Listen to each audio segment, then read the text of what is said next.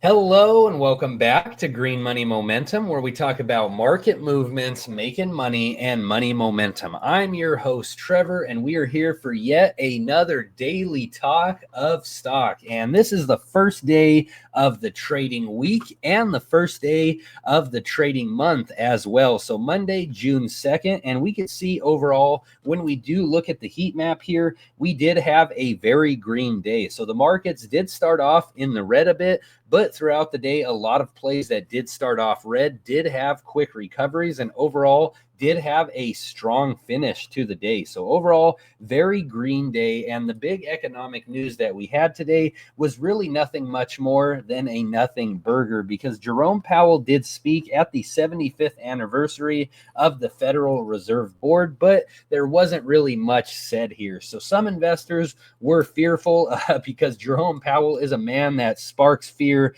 into many investors' hearts. We know with this fella right here, sometimes he comes on screen and all he has to say is good afternoon, and you'll see the stock market come down. But that wasn't really what happened today, because there wasn't really much to discuss here. This wasn't your normal FOMC meeting. So there was a little bit of fear today that Jerome Powell was going to step down. That did not happen. So overall, this was just a nothing burger and the markets just pushed forward. This part of economic news will just be forgotten with time. Not much there. But the next big event that investors need to be aware of, something to mark your calendars for, is going to be this Wednesday, because Trump did write on May 30th. He said that it is his great honor to raise the tariffs on steel and aluminum from 25% to 50% effective this Wednesday, June 4th. And so some fear, uncertainty, and doubt about this all year long. We know that the tariffs have been causing fear,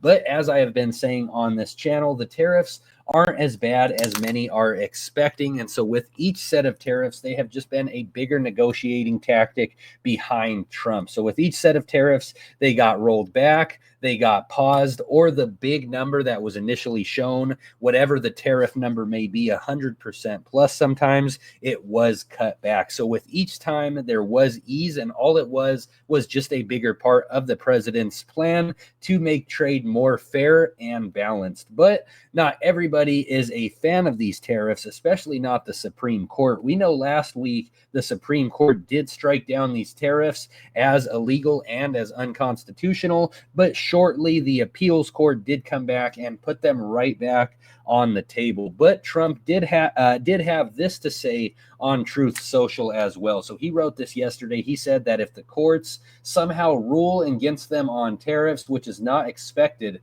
that would allow other countries to hold our nation hostage with their anti-American tariffs that they would use against us. This would mean the economic ruination of the United States of America. So something to be aware of Wednesday. Again, with each set of tariffs, they were never as bad as initially projected. So the tariffs on steel and aluminum, very possible that they do get cut back tomorrow. Maybe we even see that be a big pop, a big catalyst for the market to push it green. But just be aware of this, because if the tariffs do go through, if it does end up being the 50% and nothing happens by Wednesday, the market could see a bit of a retraction from this. But overall, the markets have been very green, and they have been recovering since Liberation Day. So we do know there was a lot of panic right around there, but we have been on this strong recovery up. And so regardless of whatever happens with the tariffs coming Wednesday, I really don't think it's going to be a big deal, because we have seen some fear, uncertainty, and doubt. Recently, we saw Moody's downgrade the United States rating when it comes to credit worthiness. And then also we did have all the fear, uncertainty, and doubt about the uncertainty with the tariffs last week. But we saw with each time it wasn't really too bad, and the markets did just push forward. So with that being said, we're going to push forward with what we do here on this channel, which is talk about these great stocks and opportunities. And today we are going to be all within AI. So as you can see here on screen, we're going to start out here with that guy back there, the Big Bear. So a favorite on this channel, BigBearAI.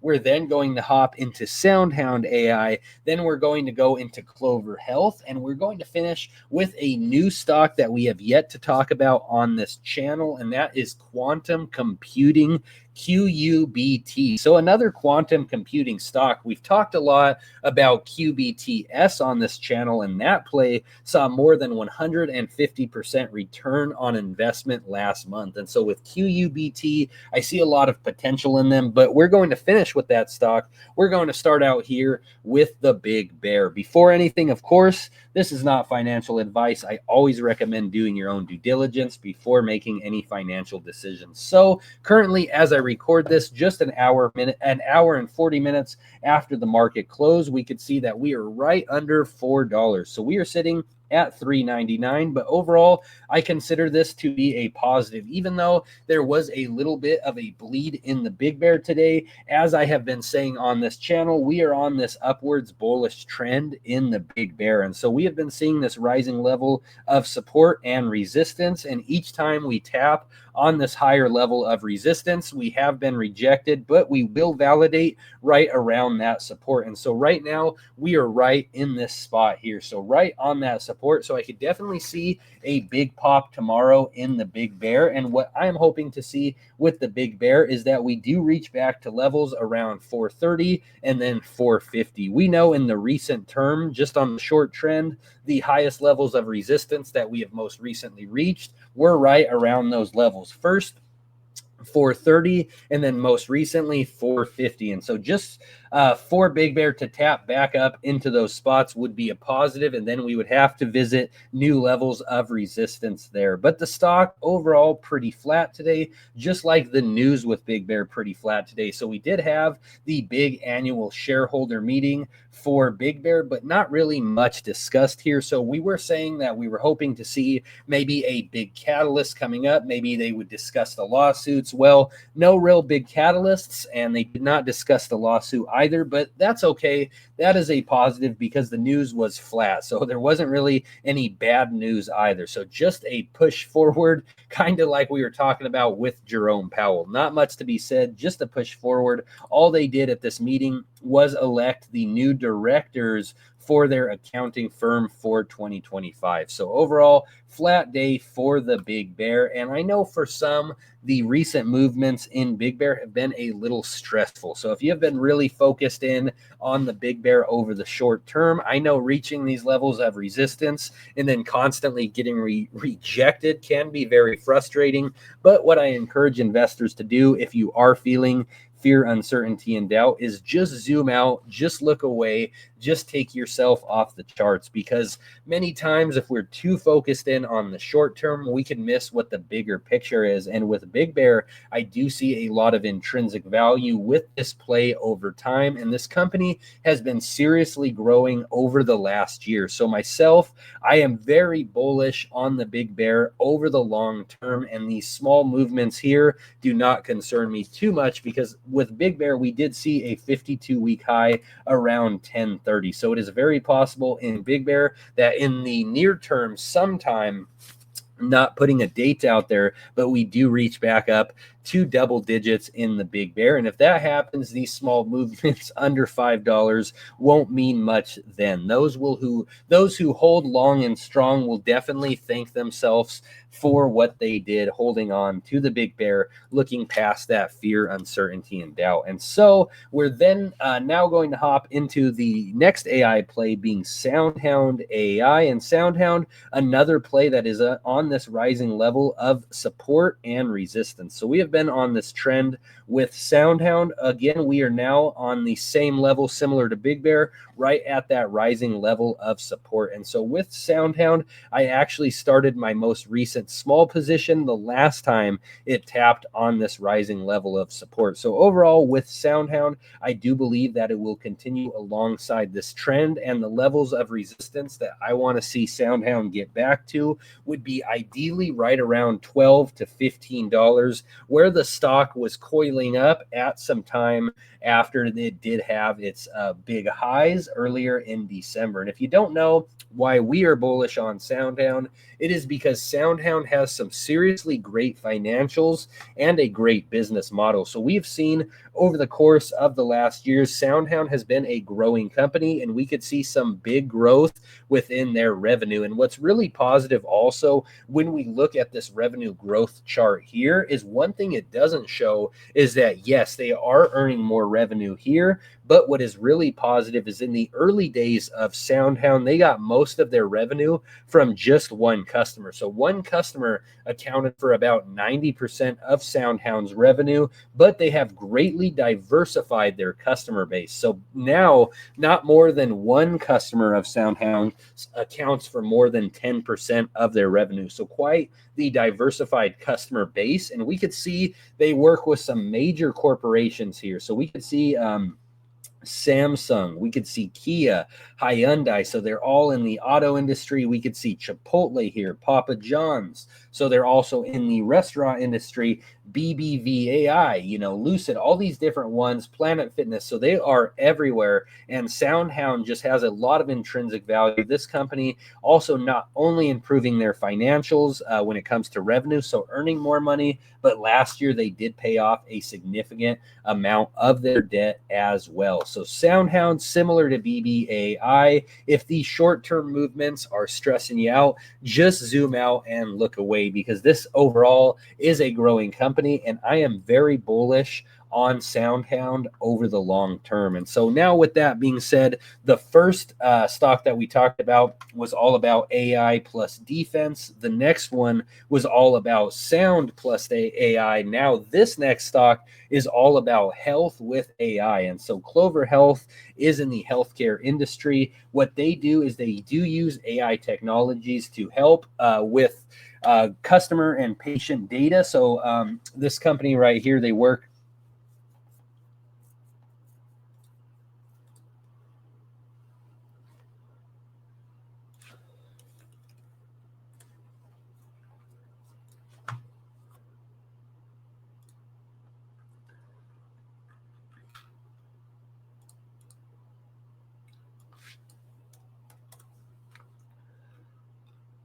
They work with Medicare plans here, and overall what this company is looking to achieve is they're looking to bring down Medicare costs over time, and they're using their AI technology to save the time that it would take otherwise to look through a lot of documents, and it could help to.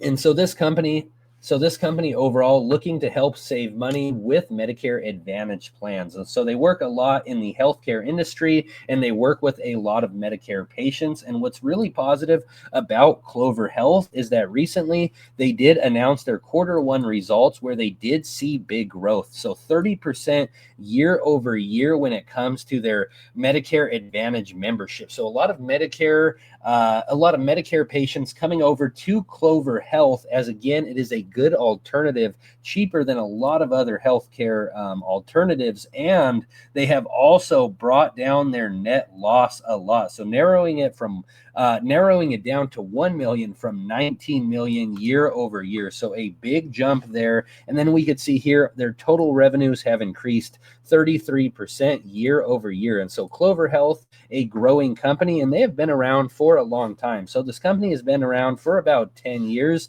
and they are continuing to see growth within their company. As we could see, again, 33% year over year growth compared to the healthcare average of 8%. And so overall, we know in the healthcare industry recently, United Healthcare is a big blue chip stock that many have talked about that did see a big drop off. So in general, with the healthcare industry, I do believe, like many other industries, that they do move up together. We know tech moves up together, quantum moves up together, defense moves up together, and of course, healthcare moves up together. So with United Health being shot down so far, as that company starts or continues to see growth, as we see As that company rebounds, we should see the overall healthcare industry have a rebound in that sector as well. And this company right here, a small market cap stock with a lot of potential, but they have been in a downtrend through this last year. So earlier in January,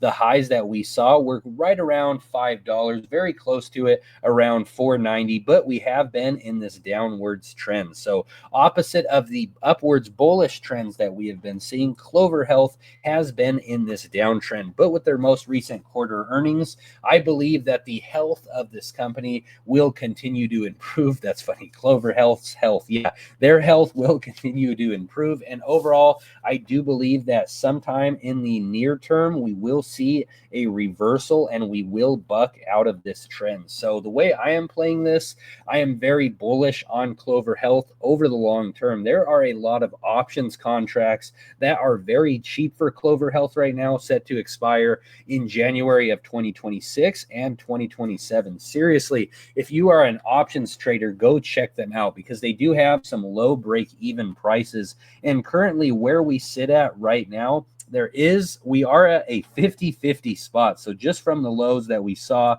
not long ago, if we did reach back to where we were, and if we just look at where we are at currently, just to the 52-week high, there is a chance.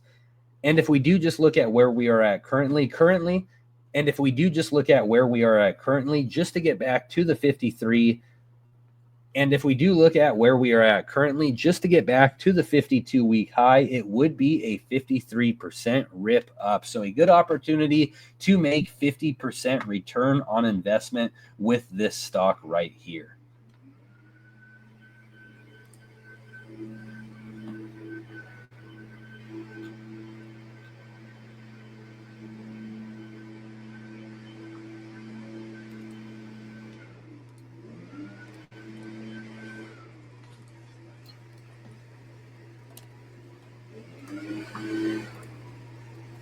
And last, we're going to talk about,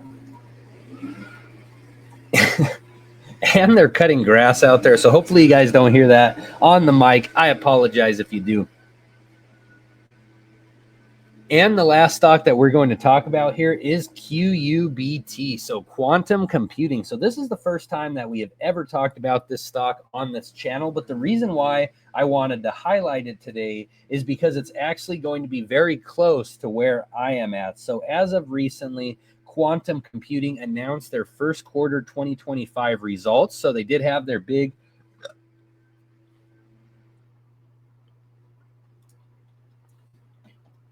And the last stock that we're going to be talking about here, again, a new one on this channel, QUBT. The stock is quantum computing. And the reason why I want to talk about this stock is because it's going to be very close to me here soon. So they recently just reported their quarter one earnings, and they did make some significant progress. So this company is looking better. This company is a lot still in research and development, but they are making progress. And when I say research and development, the reason why I say that is because a lot of the quantum industry in general is still in the phases of research and development, because with quantum computing, there are two different types of quantum computers. There are annealing quantum computers, and then there are also gate model quantum computers. They do have some slight differences to them, and that is why we say in the near term that QBTS is our favorite quantum computing stock overall, because they are more on the annealing side of quantum computing. But the reason why we are looking at QUBT is because gate model quantum computers still have a lot of potential in the near future. And this company right here, they did improve their revenues, but what is most notable to me is that they are starting construction on their new quantum photonic chip foundry here near where I live here in Tempe, Arizona. So I know just from living out here in Tempe, Arizona, that this is one of the meccas when it comes to innovation. Being out here in Tempe, I have seen the city just grow so much, and there is so much when there comes to tech here. So a lot of the tech companies that many of us investors are talking about online, well, if you come to Tempe, Arizona, you could see them, especially in the robotics industry. I don't always talk about robotics. There are some companies out here, but there are the robotic companies that deliver food. You see those out here in Arizona. Also, self-driving cars with Google's Waymo. So if you've never seen that, check out my inauguration vlog, because I actually took one of those self-driving vehicles to the airport. So pretty crazy. And seeing that QUBT is coming along to Tempe, Arizona, it shows to me that this company, it is growing right alongside a lot of the big groundbreaking tech that is happening. And so if you don't know a lot about quantum computing, I do talk a little bit about QBTS on this channel, but I would definitely recommend checking out this YouTube channel here, the Quantum Bull, because this guy right here, he really dives deep into quantum, and his channel is really good. So he's been a big so he's been a growing channel, and overall he talks about all quantum computing stocks. So if you want to learn more about quantum, definitely check out the Quantum Bull. And another reason why I bring up QUBT is because quantum computing stock and another reason why I bring QUBT up is because they do have a big event coming on June 27th. And so this stock right here is going to be added to the Russell 3000 index on June 27th. And so it is going to be added to a major index. So we will start to see more 401k money hopping into QUBT. And when we talk about big events, coming up, this is a big reason why I did bring up QUBT too, because with big events coming up, of course, we always want to position ourselves ahead of time. And well, quantum computing is going to be added to the Russell 3000 index on June 27th. So this should help QUBT overall. Being added to this major index, we'll start to see more retirement money jumping into QUBT. So we are seeing them building this big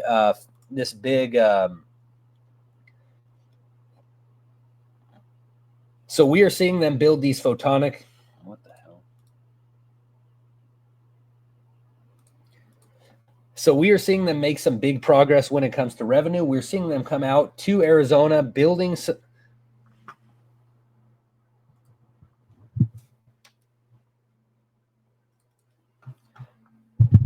So we're seeing QUBT improve their financials. We're seeing them do some big stuff out here in Arizona, and then we are seeing them join alongside the massive Russell 3000 index. And so when we just look at the stock chart over the short term, we are starting to see some momentum build up within this stock, and we did see the big jump recently. So if you've been following alongside all of quantum computing stocks and this stock, we did see that big 30% pop when they did announce their earnings. So a lot of intrinsic value growing behind QUBT, and they are still quite a ways away from where they were on their 52-week high. So earlier in the year, when quantum did have the big pop and when a lot of quantum plays did jump up massively, QUBT was with all of them, but this stock has still yet to reach back to where they were at in January, and still opportunity for growth within this play just to that 52-week high, a potential pop of a 150% upside just to that 52-week high. And so myself, I am very, very bullish on quantum computing. I'm very bullish on QBTS, on QUBT, and the overall sector, and all of tech and AI. Over the upcoming years, we will see tech and AI revolutionize the way we do everything. We have already seen it in the last couple years, especially a lot of people recently have been looking at what Google has done with Google Veo 3. So AI is all around us, and as investors, we just want to position ourselves into these great opportunities. And what I like about the stocks that we talked about today is they are all AI related, but they are all within different sectors. So Big Bear, again, they use AI, and they are working a lot alongside the government when it comes to defense. Soundhound AI, they work with a lot of private industries when it comes to their sound technology. Clover Health Instruments uses AI, but within healthcare. And then also the last one, QUBT, is all about quantum computing. So each one of these stocks a little bit different. You could add them all to your AI portfolio and feel comfortable with a bit of diversification there. But I would be curious to hear what everyone else thinks about these AI plays, if you're bullish or bearish on these or the overall market. So please let me know. Please drop your comment in the section below. Please leave a like and please subscribe to the channel if you haven't already done so. I thank you guys all so much for being here, and I will see you in the next daily talk of stock.